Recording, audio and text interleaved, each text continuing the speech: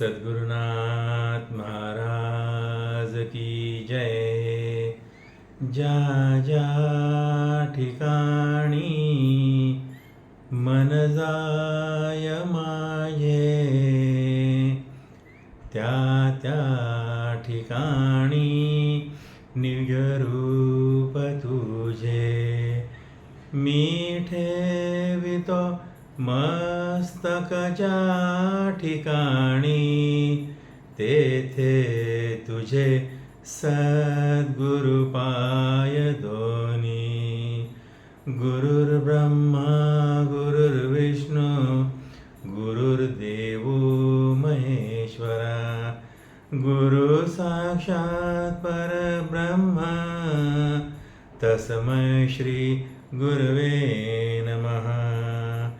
शांताकारं भुजगशयनं पद्मनाभं सुरेशं, विश्वाधारं गगनसदृशं मेघवर्णं शुभांगं, लक्ष्मीकान्तं कमलनयनं योगभिर्ध्यानगम्यं,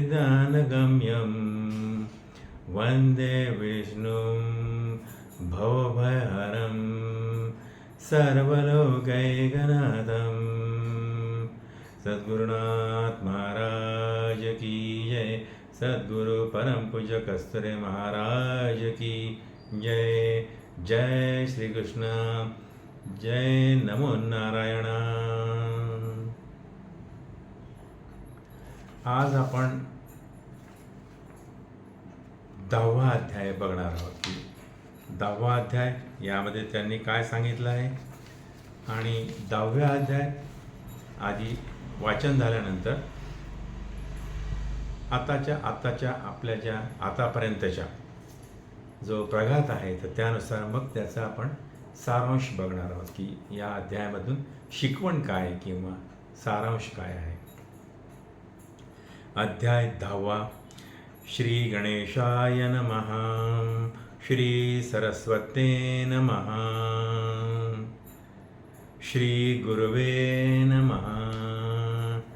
जय जयाजी रुक्मिणी रमणा, कृपासागरा दयाघना, तव स्मरणे अघनाशना, जायम निरसून तात्काळ.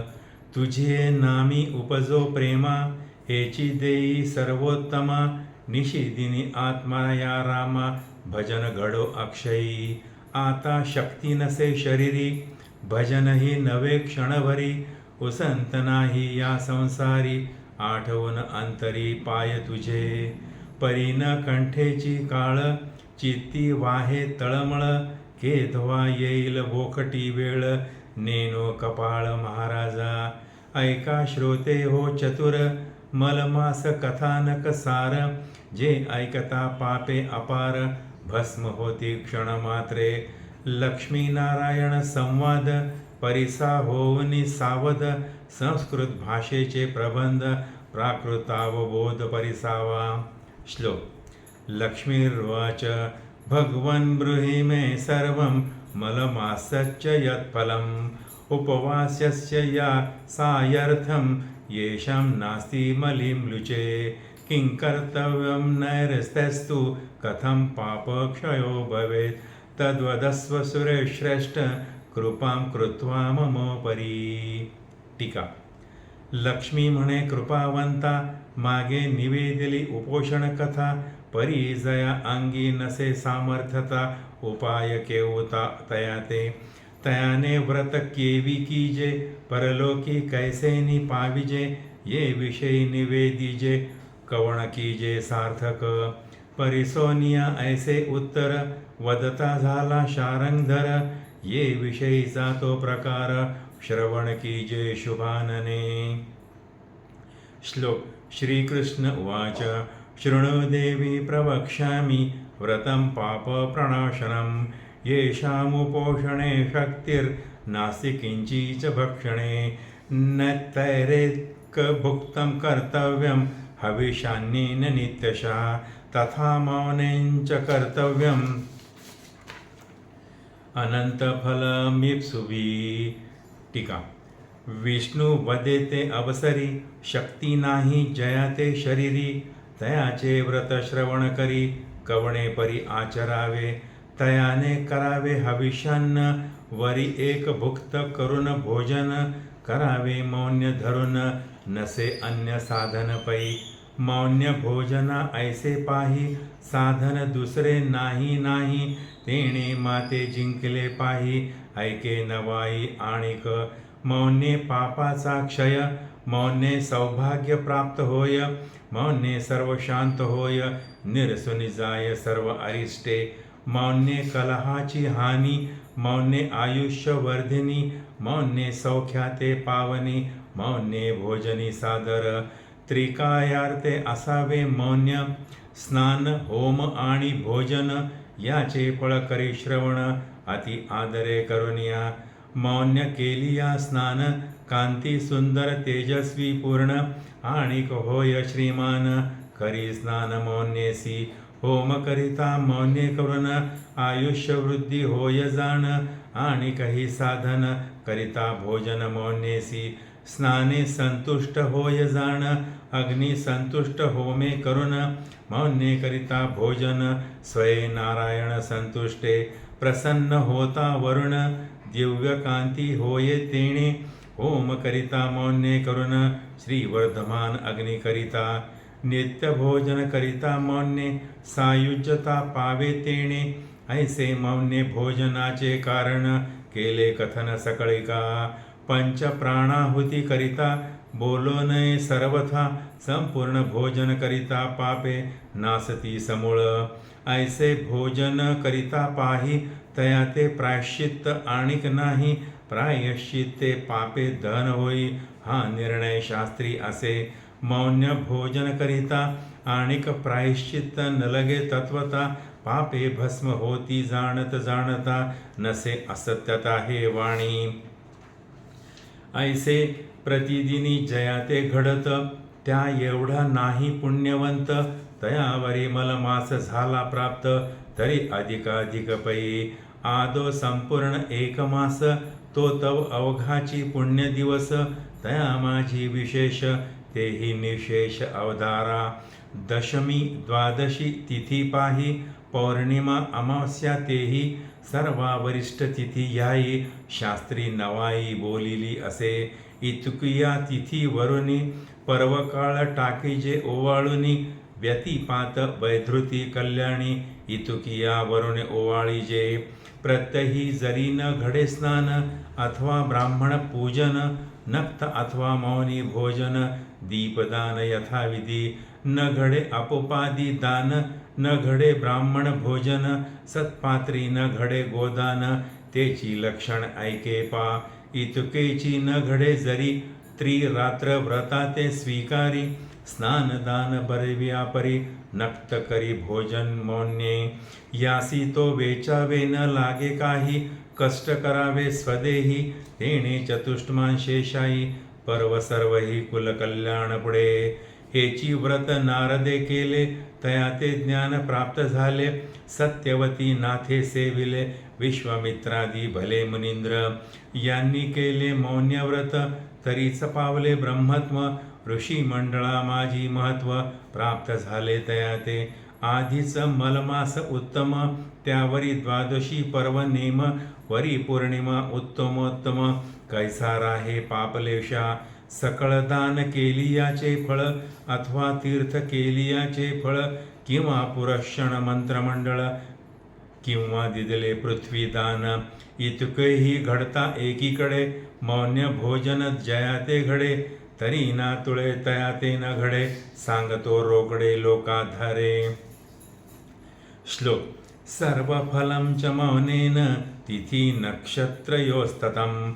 इष्टापूर्तफलं तस्य, मलमासे तु मौनता.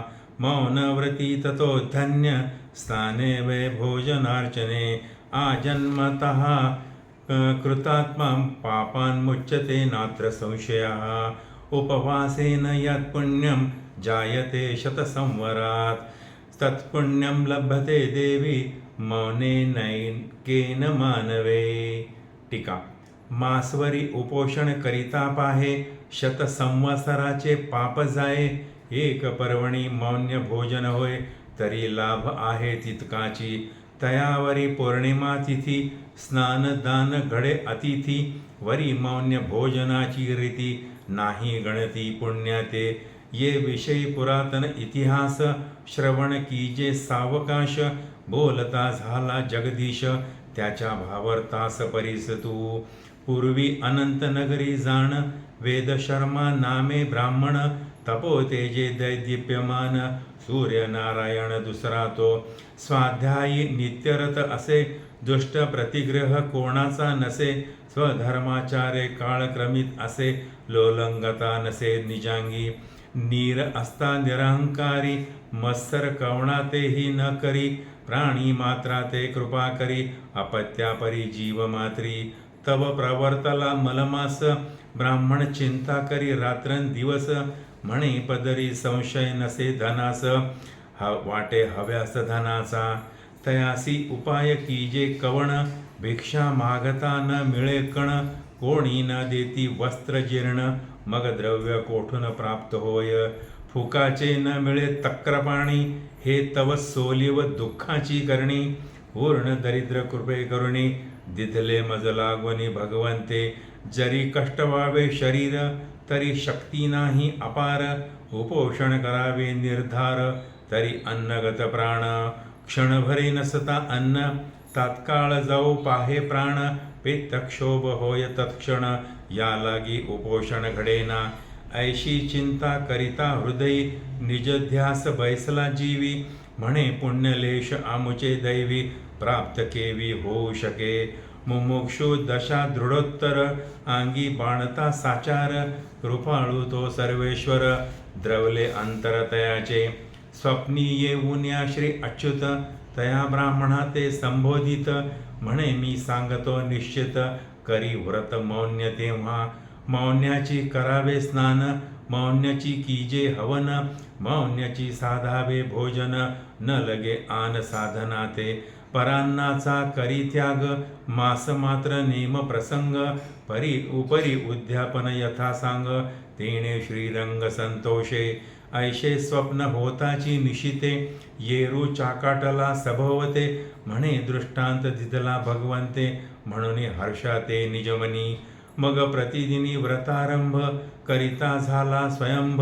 मौन्यव्रती अलभ्य लाभ, लाभला भला तयाते. प्रातःकाळी नर्मदा तीरी, स्नानाते जातसे निर्धारी. मौन्येची येतसे माघारी, याचना न करी कवणाते.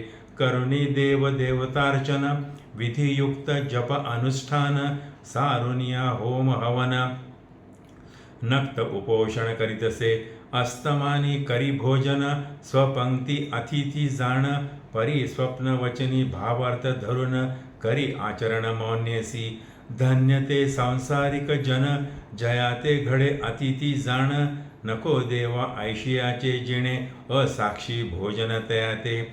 ऐसा नव्हे वेदशर्मा, कर्म करी अकर्मा. सदा सर्व काळ सर्वोत्तमा, भजन प्रेम अगम्य. संपूर्ण भरता एकमास, उद्यापन करी सायास. चित्ती धरुणी अति हव्यास, मौन्य व्रतास संपविले. तया व्रत प्रभावे करुण, आरोग्य कांती वर्धमान. जरा मृत्यू दूर होऊन, पावे निर्वाण पदाते. श्लोक. एवं नानाविधा भोगा, वरा मत्तो हि चार्थितः. दत्ता मया सुमनसा, व्रतेन परितोषिणा. टीका. मग तया विप्रा लागी पाही, संतोषुन शेषशायी. विमान आणविले लवलाही, उद्धरून नेला वैकुंठे. इंद्र करीतसे सन्मान, आपणा निकट बैसवून. स्वर्ग सुखाचे भोग संपूर्ण, भोगिता झाला स्वयंपे. तो ब्राह्मण अद्यापवरी, स्वर्गलोकी वास करी. साक्ष घेईजे श्लोकांतरी, नसे वैखरी अप्रमाण. श्लोक. धन्यस्त्वं कृतकृत्यश्च, येनेदं व्रतमुत्तमं. मौनादिकं कृतं विप्र, तस्येदं फलमीदृशम्. इंद्रस्तमः संपूज्य, देहि मे किंचिदीप्सितं. मौनव्रते गदिनज्जन्, फलं कृत्वा कृपामयी स विप्रोद्यापि वैकुण्ठे वसते बहुसौख्यभाक् एवं कृत्वाधिके मौनं व्रती किं लभते नवे. टीका. ऐसा तरला वेदशर्मा म्हणून श्रवण केले तुम्हा या लागी भाविक हो धरुण प्रेमा हृदयी पुरुषोत्तम ध्यायजे. संकल्प विकल्प करुणी दूर मिथ्या जाणुनी संसार हृदयी चिंता रघुवीर नेतसे पैल पार दासाते.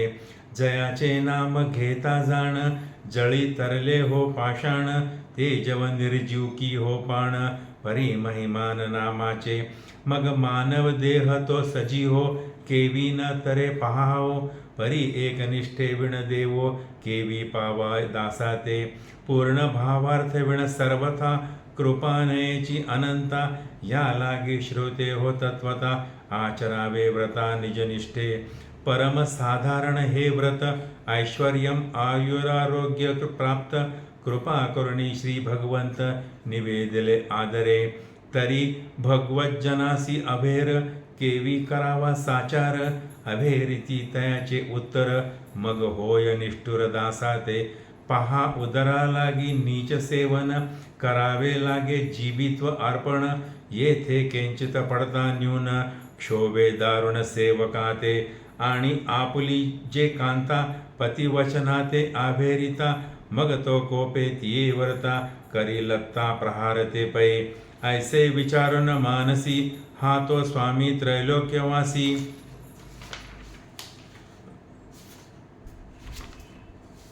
अमान्य होता त्याची या वचनासी तरुण पाय कैसोनी पावला. म्हणून प्रार्थितो बद्ध हस्ती विन्मुख न व्हावे भगवंती. हेची सांगणे पुढतो पुढती श्रोत्यांप्रती आदरे. स्वस्ती श्री अधिकमास महात्म्य ग्रंथ पद्मपुराणीचे संमत मनोहर सुत विरचित दशमोऽध्याय गोढा इति दशमोऽध्यायः.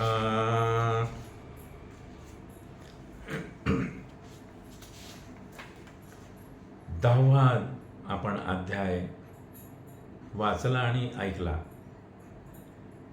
या आधीच्या अध्यायामध्ये ती तुरजाई जी होती मैत्रीण त्या ब्राह्मण स्त्रीची, तिने केलेल्या पापांचं प्रायश्चित्त घ्यायचं होतं. तिला उपरती झालेली होती आणि तिला ती प्रायश्चित्त घेण्याची तळमळ लागलेली होती. म्हणजेच काय, उपरती झाल्याशिवाय प्रायश्चित्त घेतल्याशिवाय ही मोक्षाची गती प्राप्त होत नाही. हे 9व्या अध्यायात पाहिलं. 10व्या अध्यायामध्ये नारायणाला लक्ष्मी विचारते की हे देवादी देवा, असं प्रायश्चित्त घ्यायचं म्हणजे नेमकं काय. आता तिला ती ब्राह्मण स्त्री भेटली त्या तुर्जीला, आम्हाला कोण भेटेल असं, मग आम्ही कोणाजवळ प्रायश्चित्त घ्यायचं, असं काय उपाय आहे म्हणे की तो आम्हाला पापांची उपरती झाल्यानंतर ते व्रत जर केलं तर आम्हाला ते प्रायश्चित्त घेतल्यासारखं होईल. असं कोणतं व्रत आहे हे तुम्हाला सांगा. तर तेव्हा भगवान नारायण लक्ष्मीला सांगतात आहे की एक भुक्त भोजन करावे, म्हणजे एकच वेळ या मलमासामध्ये अधिक मासामध्ये एक वेळच भोजन करावे, तेही मौनाने भोजन करावे. काहीच बोलायचं नाही, अगदी मौन, तेवढं भोजन मौनाने करायचं. आणि ज्याला एक भुक्त जर होत नसेल आणि मग तो उपवास त्याच्यानं जर होत नसेल एक वेळ जेवणाचा, तर त्याने त्या जेवणामध्ये हविष्यान्न घ्यावे. हविष्यान्न म्हणजे कसं की हविष्यान्न म्हणजे जव, तीळ, मूग, गाईचं दूध आणि फळ, एवढ्या वस्तू त्याने त्या भोजनामध्ये घ्याव्यात. आणि ह्या वस्तू भोजनात घेतल्याच्यानंतर एकच वेळ त्याने भोजन करावं, तेही मौनाने भोजन करावं. स्नान करायचं असेल तर त्याने आधी मौनाने स्नान करायचं आहे, आणि हवन करायचं आहे तर तेही त्याने मौनानेच हवन करायचं आहे. आता काही ठिकाणी तर असं म्हटलेलं आहे की जर मौनानं स्नान केलं तर ते प्रेत स्नान होतं, कारण प्रेत बोलत नाही, मग तसं स्नान मान्य आहे का या अधिक मासामध्ये नारायणाला? तर मौन म्हणजे कसं, भगवंताचं नाम सोडून इतर शब्द जे आहेत तर ते वाच्यामध्ये जातात. आणि भगवंताचं नाव जर घेतलं तर ते भगवंताचं नाम उच्चारलं जरी गेलं तरी ते मौनातच असतं. म्हणजे नारायण नारायण नारायण नारायण म्हणत स्नान जरी केलं तरी ते मौनानं स्नान होतं. मौन याचा अर्थ खूप वेगळा आहे. प्रपंचातली गोष्ट न बोलणे म्हणजे मौन. परमार्थाविषयी बोलणे ते शब्द ते मौन होत नाही. म्हणजे त्याला जरी ते मौन झालं नाही तरी ते मौनातच त्याची गणनी होते. दुसऱ्याच्या चौकशा न करणे. आता इथे जर भगवंताचंच नामस्मरण घेणं चाललं आहे, भगवंताची स्तुती करणं चालली आहे, तर हे सगळं मौनातच आहे. भौतिक शब्द नाही त्याच्यामध्ये, पारमार्थिक शब्द आहेत. प्रापंचिक शब्द कोणताही नाही आहे. म्हणजे प्रापंचिक नाही आहे आणि भौतिकही नाही आहे. भौतिक सुखादुखाच्या गोष्टी नाही आहेत. हे सगळं मौनातच होतं. अशा तऱ्हेनं मौनात स्नान, मौनात भोजन आणि मौनातच हवन. हवन म्हटल्याच्यानंतर ह्या पंचाग्नीचा त्याने उल्लेख केलेला आहे. म्हणजे जे पंचाग्नी यज्ञ म्हणजे नेमका कोणता? म्हणजे पहिल्यांदा अग्नीला आहुती द्यायची. गाय, कावळा, कुत्रा आणि अतिथी म्हणजे अग्नीच्या नंतर हे 4 आले. असे 5 जणांना भोजन द्यावं. कण कण का होईना, जेवढी आपली दानत आहे, जेवढी आपली क्षमता आहे तेवढं त्यांना प्रत्येकाला, म्हणजे पशुपक्ष्यांसाठी 1 घास, अग्नीसाठी ह्या याच्यात मावतील अशा 9 आहुत्या, तूप आणि भाताच्या बिनमिठाच्या शिजवलेल्या भाताच्या अग्नीमध्ये त्या 9 आहुत्या. अतिथी आला तर त्याला अतिथीला बसून शेजारी बसून भोजन द्यायचं आहे. कावळ्याला तर दिलं, म्हणजे पशुपक्ष्यांना दिलं, कावळ्याला आहे. कुत्रा आणि गाय यांनाही छोटासा घास का होईना तो दिला गेला पाहिजे. म्हणजे हे पंचाग्नी तत्व झालं. हे सर्व मौनाने करायचं आहे. मग हे सगळं मौनाने करत असताना लक्ष्मीने विचारलं नारायणा, हे किती दिवस करायचं आहे? तर पहिल्यांदा तर नारायण म्हणाले की तुम्हाला शक्य असेल तर हे आजन्मच करा, काहीच बोलायचं नाही. अभिमानानं सांगायची गोष्ट की माझे वडील भोजन करताना कधीहीच बोलले नाहीत.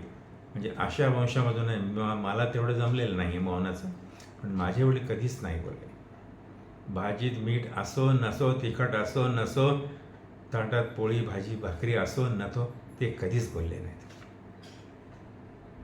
असं मौनानं ते भोजन करायचं आहे, मौनानं स्नान करायचं आहे आणि मौनानंच हवन करायचं आहे.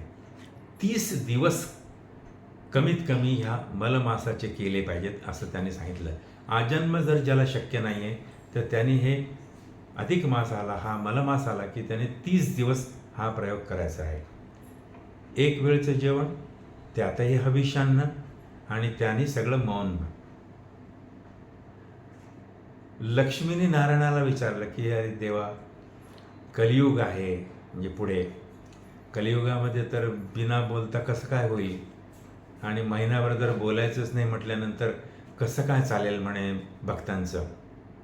नारायण म्हणाले की मग ठीक आहे, जर 30 दिवस होत नसेल तर त्यांनी 3 दिवस हे व्रत करावं.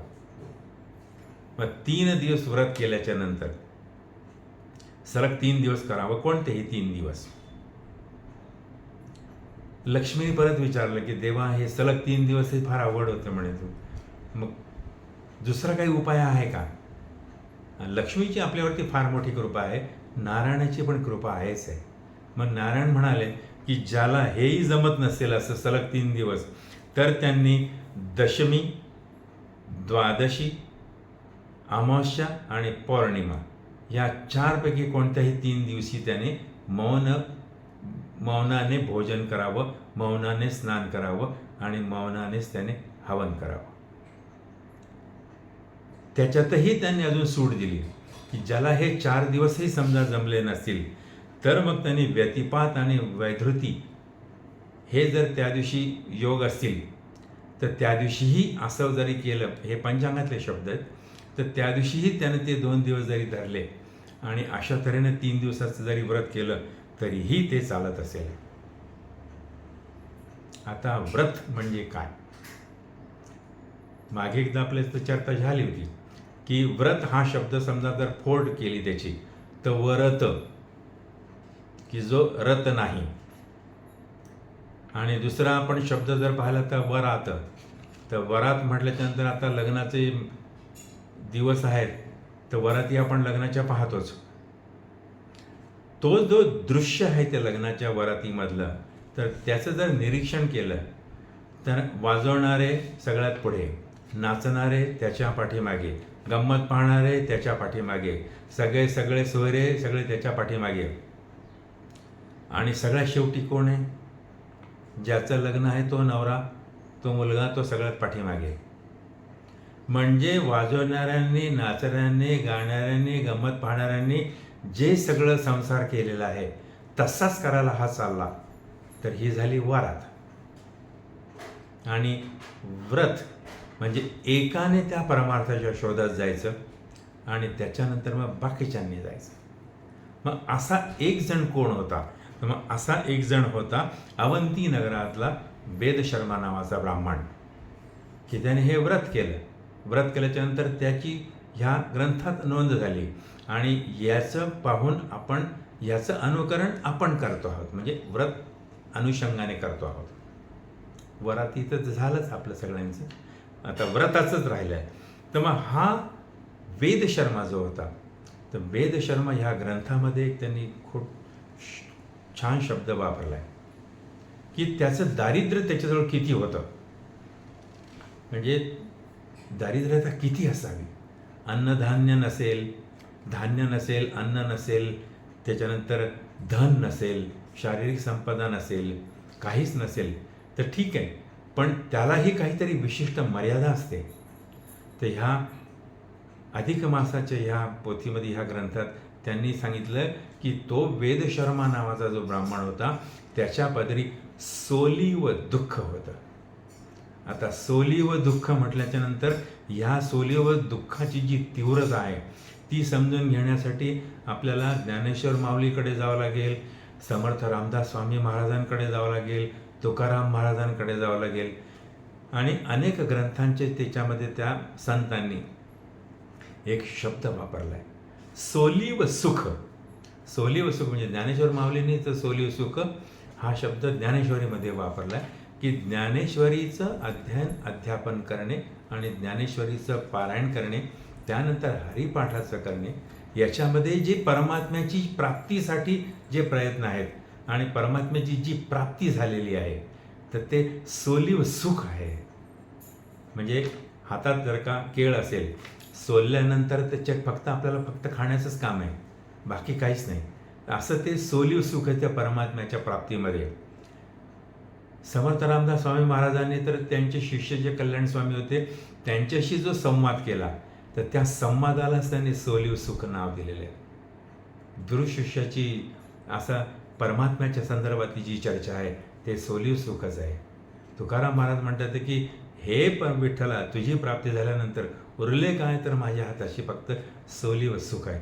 म्हणजे एक टोक सोली व सुखाचं हे.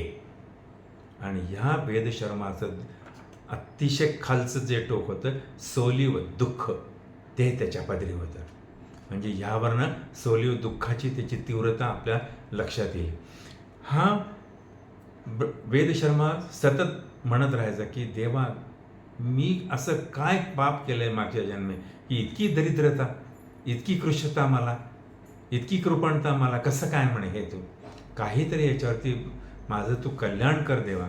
आणि मग त्याची कीव येऊन नारायणाने त्याला स्वप्नात दृष्टांत दिला आणि हे व्रत करायला सांगितलं की ह्या आपण ज्या व्रताची आधी जी चर्चा केली की 1 महिनाभर, आधी तर आजन्म, नसेल तर 1 महिना, नसेल तर 3 दिवस मौनानच स्नान, मौनानेच हवन आणि मौनानेच भोजन, ह्या 3 मौन शब्द जास्त महत्त्वाचा आहे. आणि मग ह्या वेदशर्माने ते तसं पूर्ण मलमास जो होता तो पूर्ण त्याने एक वेळचं भोजन आणि मौनाने सगळं केलं. 1 महिना ते कोणाशीच बोलले नाहीत. जसा महिना संपला, नारायणाने त्यांना विमान पाठवलं. विमानातून ते त्यांना घेऊन गेले.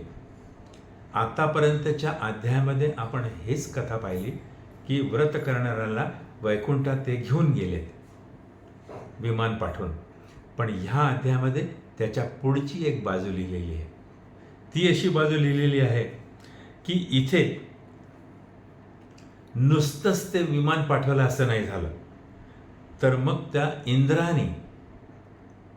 इंद्राने त्या विदेशर्मा नावाच्या ब्राह्मणाचा, ज्याने हे व्रत केलं, त्याचा सन्मान केला. त्याला स्वतःच्या आसनाजवळ बसवून ठेवलं आणि त्याला स्वर्गसुख जे होतं ते सगळं त्याला उपलब्ध करून दिलं. आणि पोथीमध्ये त्यांनी सांगितलं आहे की आजही वेदशर्मा तो स्वर्गसुखात तो सगळं सुख उपभोगतो आहे. या पाठीमागे आशय असा आहे की एकदा परमात्म्याची प्राप्ती झाली किंवा ते चिंतनामध्ये माणूस रंगून गेला की मग त्याला हे भौतिक दुःख काही जाणवत नाही. मग ते जे उरतं तर ते त्याला सोलीव सुखच उरतं, बाकी काहीच नाही. म्हणजे इंद्राने त्याचा सन्मान केला म्हणजेच काय झालं, आणि सगळं स्वर्गसुख दिलं म्हणजेच काय झालं की त्याच्याजवळ एवढा संतुष्टपणा येऊन गेला की तो प्रत्येक बाबतीत संतुष्टच होता. आणि संतुष्टता हेच सुख असं आहे की ते स्वर्गसुखाच्या पुढे आहे. प्रत्येक बाबतीत संतुष्टता, काहीच नाही. आणि अशा तऱ्हेनं ह्या वेदशर्माने हे सगळं ते व्रत केलं आणि त्याच्यानंतर मग त्याला सगळं सुख प्राप्त झालं. आणि ह्यामधलं अजून एक ह्या ग्रंथामधल्या ह्या अध्यायामध्ये एका ओवीत जे म्हटलेलं आहे, मौनी कलहाची हानी आणि मौने सौख्य पावानी. हाच संदेश आहे. केवळ मौनी कलहाची हानी. नीट जर विचार केला आणि काळजीपूर्वक आपण आपल्या प्रपंचाचं जर निरीक्षण केलं, जेवायला सगळेजण बसले की बरोबर दिवसभरातला जो खतखतत राहिलेला जो विषय होता तर तो बरोबर जेवणाच्या वेळेसच काढला जातो. आणि नंतर मग त्या जेवणाच्या वेळेस, त्या भोजनाच्या वेळेस ते काढल्याच्या नंतर तो कलह निर्माण होतो. आणि कलह झाल्याच्या नंतर, अशा कलहात भोजन घेतल्यानंतर ना सौख्य राहत ना लक्ष्मी राहत, काहीच राहत नाही. आणि म्हणूनच त्याने सांगितलं की मौनाने भोजन करा. आपल्या सगळ्यांची स्मरणशक्ती चांगलीच आहे. याच्या अध्यायात असं आलं होतं की भोजन करताना आनंदाने भोजन करावे, हास्य विनोद करीत भोजन करावे. किती वेळा आपण करतो असं हास्य विनोद? हास्य विनोद होत नाहीत. भगवंताचं नाम भोजनाच्या वेळेस घेतलं जात नाही. मौन तर दूरच राहिलेलं आहे. पहिलीच तक्रार असते की हे काय ताट आहे, हे काय बसायची व्यवस्था आहे, ही काय भाजी आहे, हे काय पोळी आहे, हे काय पदार्थ आहेत. इतकी कुरकुर कुरकुर कुरकुर इतकी किटकिट म्हटल्याच्या नंतर तशा व्यक्तीला कोणत्याच प्रकारचं सुख प्राप्त होत नाही, कोणत्याच प्रकारचं धन प्राप्त होत नाही त्याला. म्हणून त्याने सांगितलं की मौनानं जर भोजन केलं तर कलहाची हानी होते, म्हणजे कलह होत नाही. आणि मौनाने सौख्य पावाने, म्हणजे सौख्य म्हणजे सगळ्या प्रकारचं जे सुख आहे तर ते सगळं सुख प्राप्त होतं इथे. म्हणून हा जो भाग दिलेला आहे. तर पण आता ह्या कलियुगामध्ये सध्याची आपली परिस्थिती अशी आहे, दिवसभर आपण राबतो आणि भोजनाच्या वेळेस कुठे बसतो? टी व्हीच्या समोर. आणि टी व्हीच्या समोर बसल्याच्या नंतर टी व्हीमधील त्या दृश्यातले जे विचार असतील ते विचार आपण भोजनाबरोबर ते सहजगत्या प्राप्त करून घेतो आणि आपणही तसाच कलह, कुटिलता हीच ठेवतो. सौख्य नावाची चीज राहिलेली नाही. म्हणून भगवंताने सांगितलं आहे, मौनाने स्नान करा, मौनानेच हवन करा, मौनानेच भोजन करा. आजन्म जमलं नाही तर मलमास जेव्हा येतो तेव्हा 1 महिना करा. तेही शक्य नसेल तर 3 दिवस करा. सलग 3 दिवस नसेल तर दशमी, द्वादशी, अमावस्या, पौर्णिमा, वैधृती या नक्षत्राला, व्यतिपाताला ह्यापैकी कोणत्या ह्याला करा, पण मौनानं भोजन केल्याच्या नंतर हेच प्रायश्चित्त घेतलं जातं. आणि अशा तऱ्हेनं मग ह्याच व्रताचं, हेच व्रत अंगीकारून किती किती लोक पुढे ते मोक्षाला पावलेत किंवा त्यांचा उद्धार झाला, हे ते पुढच्या अध्यायात सांगणार आहेत. इथे आपण विश्राम घेऊया. पण एक लक्षात ठेवू की आजपासून आपण भोजन करताना मौनानेच भोजन करणार आहोत, आनंदाने. मौन म्हणजे इथे मौन असं की खूप क्रोध आलेला आहे, खूप राग आलेला आहे आणि मग रागारागाने न बोलता भोजन चाललेलं आहे, असं त्यांना अभिप्रेत नाही. तिथे त्यांनी सांगितलंय आनंदाने, समाधानाने, पण मौनाने भोजन करायचं आहे. त्याच्यामध्ये आनंद घेऊ भोजनाचा आणि अशा तऱ्हेनं आपणही सौख्याला पाहू नारायणाच्या कृपेनं. इथे विश्राम घेऊ. सद्गुरुनाथ महाराज की जय. सद्गुरु परम पूज्य कस्तुरे महाराज की जय. जय श्री कृष्ण, जय योगेश्वर, जय नारायण.